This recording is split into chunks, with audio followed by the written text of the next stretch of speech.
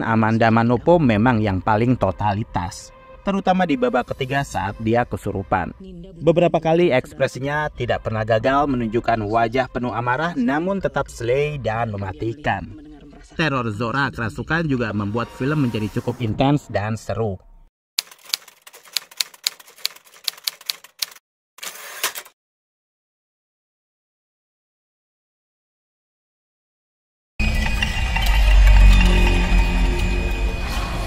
Salam sinema, sahabat sinemalogi. Indigo adalah film horor yang disutradarai Rocky Soraya. Film ini dibintangi Amanda Manopo, Aliando Syarif, Sarah Wijayanto, Nicole Rossi, Ryuken Lee, Aruma Khadijah, dan lain-lain. Film Indigo bercerita tentang Zora diperankan Amanda Manopo dan adiknya Ninda diperankan Nicole Rossi hidup berdua saja di rumah besar dengan banyak gangguan. Ninda mengaku sering melihat sosok goib bahkan mengganggunya. Sekar, cenayang yang diperankan Sarah Wijayanto, bilang bahwa Ninda adalah seorang indigo, memiliki indera keenam yang bisa melihat makhluk tak kasat mata.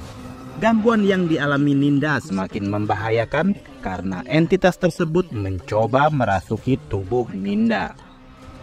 Zora yang masa kecilnya juga seorang indigo akhirnya membuka segel dirinya dan berjibaku melawan makhluk yang mengancam hidup keduanya.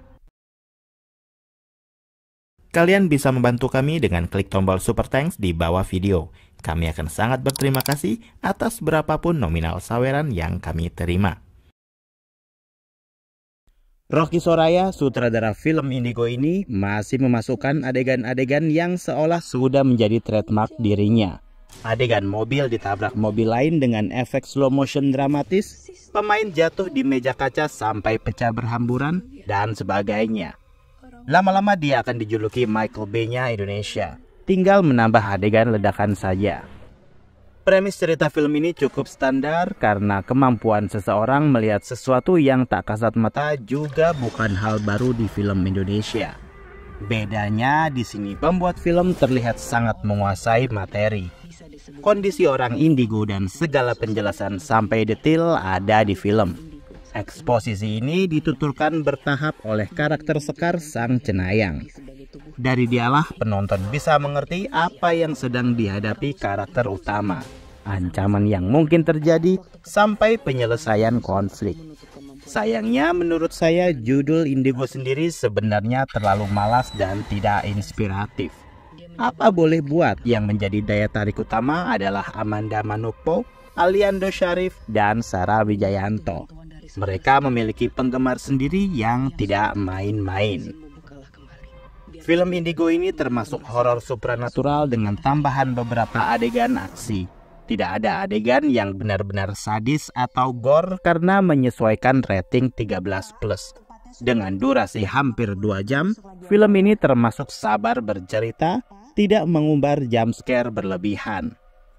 Melalui karakter Sekar, seluk-beluk Indigo diceritakan dengan rasional sampai menggunakan istilah-istilah yang menyerempet ke sains. Bahkan konflik awal yang menjadi dasar dari cerita film ini pun masuk akal karena masih berkaitan dengan kehidupan manusia secara nyata sehingga menjadi cerminan bagi realitas sosial saat ini. Bukan serta-merta indigo dan memiliki konflik dengan setannya langsung. Seorang indigo bisa terganggu dalam menjalani kehidupan normal mereka. Film ini semacam menjadi mata kuliah dasar indigo. Unsur dramanya juga kuat karena film ini tidak hanya mengumbar horor, menurut saya cukup berhasil juga. Set lokasi rumah film ini terasa sinetron sekali karena memang rumah orang super kaya. Bahkan untuk mencapai kamar Ninda aja butuh menaiki deretan anak tangga sampai 3 level. Tapi untunglah beberapa kali kerja, kamera mampu mengeksplorasi geografi rumah dengan baik, sehingga penonton ikut merasa seram juga tinggal di rumah sebesar itu. Yang menarik lagi adalah film Indigo tidak mencoba menggeser genre menjadi horor religi. Proses ruqyah tidak memakai doa-doa bahasa Arab, melainkan bahasa Indonesia saja.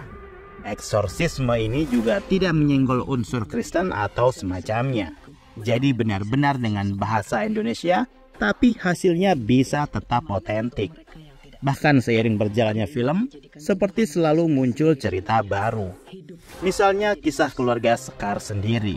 Ini cukup berani, tapi untunglah semua terangkai dengan mulus sehingga perjalanan kisah dari awal sampai akhir masih erat berhubungan.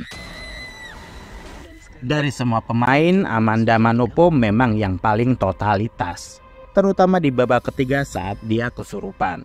Beberapa kali ekspresinya tidak pernah gagal menunjukkan wajah penuh amarah namun tetap slay dan mematikan. Teror Zora kerasukan juga membuat film menjadi cukup intens dan seru.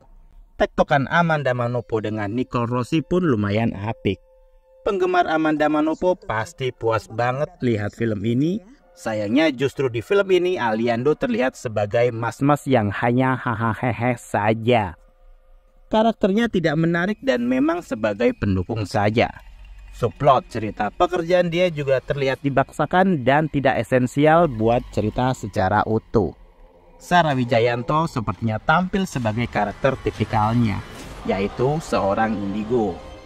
Hanya saja kali ini ditambahi backstory yang lumayan kuat untuk pengembangan karakternya. Seperti film Rocky Soraya lainnya, gambar-gambar di film Indigo terlihat mewah. Beberapa adegan penampakan sepertinya praktikal tapi hasilnya efektif. Tata suara yang menyertai kemunculan makhluk gaibnya juga menarik.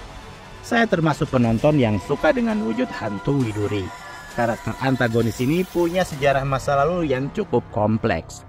Tata rias dan efek visual yang disajikan hantu Widuri pun menyeramkan. Pada akhirnya, film Indigo mampu dieksekusi dengan baik meski memiliki beberapa kekurangan.